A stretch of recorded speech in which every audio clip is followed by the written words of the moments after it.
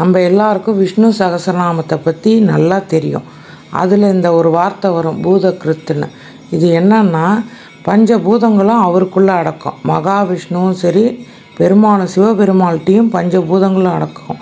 காக்கிறது, அழிக்கிறது, படைக்கிறதுன்னு எல்லாமே அவள் தான் பண்ணின்னு இருக்கா. அதனால தான் அவள் தான் பிரபஞ்சங்கிறத அன்றைக்கே அவர் சொல்லியிருக்காரு. நிறையா பேருக்கு இது விஷ்ணு சகஸ்ரநாமம் படிக்கிறவ எல்லாருக்கும் இந்த வார்த்தையை பற்றி தெரியும். இது சொல்ல சொல்ல அவளுக்கெல்லாம் செல்வ செழிப்பாக இருக்கும், அவள் ஆசையெல்லாம் நிறைவேறும். அதனால தான் இதை தெரியாதவ தான் பிரபஞ்சம்னு கும்பிடுறோம். அப்போவே அந்த விஷ்ணு சகஸ்ரநாமத்திலேயே பிரபஞ்சங்கிறது வந்துடுது. அதனால தான் இப்போ எல்லோரும் பிரபஞ்சத்தை நோக்கி கும்பிடுங்க, உங்கள் தேவையெல்லாம் நிறைவேறிடுச்சுன்னு சொல்லுங்க அப்படின்னு சொல்லித்தரான். மகாவிஷ்ணு தான் பிரபஞ்சம், சிவன் தான் பிரபஞ்சம். அதனால் உங்கள் எல்லா ஆசையும் நிறைவேறும். முடிஞ்ச அளவுக்கு விஷ்ணு சகஸ்ரநாமமும் கேளுங்க.